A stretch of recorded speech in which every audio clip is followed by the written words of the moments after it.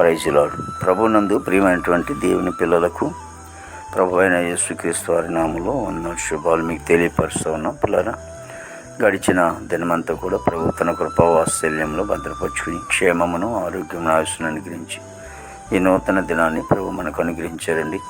మరి ఈరోజు దేవుని వాక్యం యాకోబు శాసం బలవంతుడగు దేవుని వైపు తిరుగును.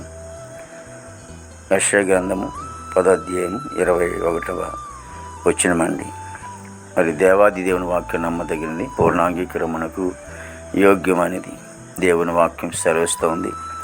మరి బలవంతులకు దేవుడి వైపు తిరగాలని, మరి దేవుని వైపు మనం తిరుగుతున్నప్పుడు ఆయన బలహీనుడు కాదు, మనలను బలపరచుటకు ఆయన శక్తివంతమైనటువంటి దేవుడు, ఆయన బలవంతుడకు దేవుడు అని దేవుని వాక్యం సెలవిస్తుంది. అందుకే యెషయా గ్రంథంలో కూడా మనం చదువుతూ ఉంటాం. మరి ఆయన ఆశ్చర్యకరుడు, ఆలోచనకర్త, బలవంతుడకు దేవుడని. ఆయన బలవంతుడు కాబట్టి బలమైన కార్యములు జరిగించాలంటే, బలమైన ఆశీర్వాదాలు మనం పొందుకోవాలంటే, బలమైనటువంటి దేవునితో ముందుకు సాగాలంటే, దేవాది దేవుని వైపు తిరగాలంటే మనం అప్పుడు మన బలహీనలు కానబడాలి. మన కృంగిపోయినవాడు ఆయన లేవనెత్తేవాడిగా ఉంటా ఉన్నాడని దేవుని వాక్యం సెలవిస్తుంది. ఏ విషయంలో అయితే మనం కృంగిపోతున్నామో, ఏ విషయంలో అయితే మనం బలహీనం అయిపోతున్నామో, కాబట్టి దేవాది దేవుడు ఆయన బలవంతుడు కాబట్టి తన పిల్లలను బలపరిచి ముందుకు నడిపించుతూ ఉంటాడు.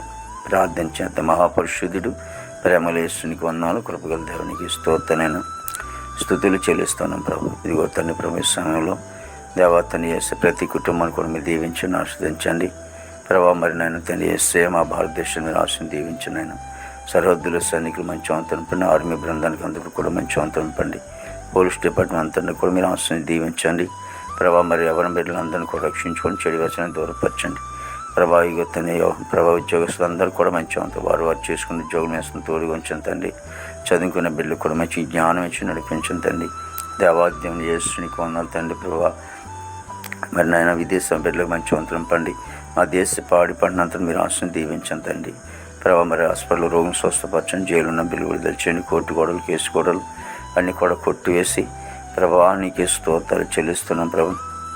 నాయన ప్రభావ రక్షణ లేని వారు రక్షణ, మారు మనసు లేని వారు మారు మంది దయచేయండి, వివాహం లేని బిడ్డకి వివాహం దయచేయండి, గర్భఫలం లేని వారు గర్భం గర్భిణీ స్త్రీలు సుఖమండిలో దయచేయండి, తల్లి బిడ్డకి క్షేమం దయచేయండి. దినమంతని విశేషమైన కృపతో నింపి నీ నామానికి మాత్రం మహిమ తెచ్చుకోండి. యేసుక్రీస్తు వారి నామములో అడిగినాం తండ్రి. ఆమేన్, ఆమేన్, ఆమేన్.